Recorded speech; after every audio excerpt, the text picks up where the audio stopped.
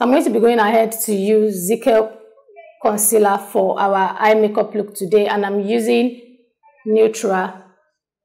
So you want to apply your concealer where it's needed. If you're going to be taking your eyeshadow up close to your brow bone, you want to make sure your concealer gets to that area.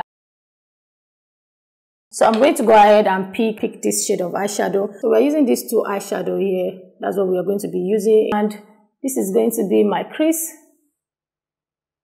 So this is how you want to place your eyeshadow, from like giving it back and forth motion. You can also pat your eyeshadow onto your lid.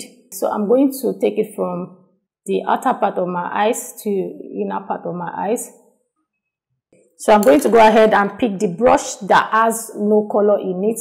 So this is what we are going to use to blend out. As you can see, guys, this is not well blended yet because you can still see the lines of my crease color and my brow bone. So I'm going to go ahead and use this brush.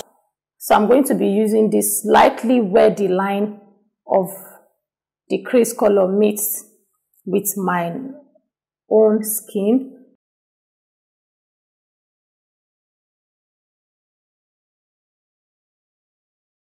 And we are going to be going to the lid. Like I said, you want to use a brush that is flat edge and is, you know, a flat edge brush, and this brush is from Roba Beauty. Another way to make your eyeshadow really come out so pigmented is by spraying your eyeshadow with a setting spray and apply the color. Can you see how the color is applying really nicely, guys?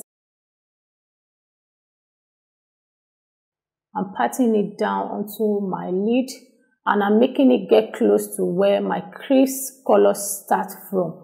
I'm going to go ahead and use my crease color brush. The reason why I'm using my crease color brush to blend out is because of the color that I have left on it. That's the crease color brush. So I'm going to use that to blend that out.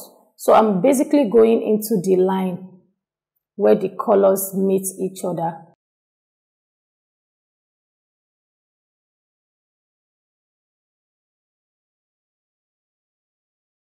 While blending, you to lose out from the pigment.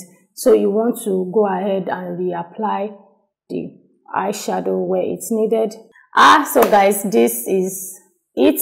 And look at how well blended this is. I'm just going to quickly go ahead again and blend out the crease color. See? So this is basically what you need. And you can also apply this technique with any eyeshadow colors you want to apply.